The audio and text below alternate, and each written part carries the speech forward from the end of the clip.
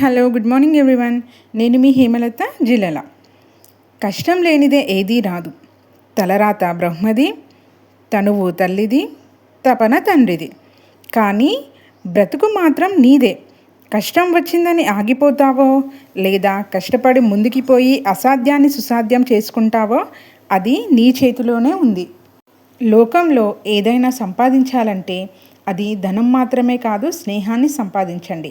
అలాగే గుర్తుంచుకోండి, ఒకవేళ ఈ లోకంలో స్నేహం చేయటమే మీ అతిపెద్ద బలహీనత అయితే అప్పుడు మీరు ఈ లోకంలోనే అత్యంత శక్తివంతులు అవుతారు. ధనం శక్తి కాదు, మంచితనమే శక్తి. వీడియో నచ్చితే లైక్ చేయండి.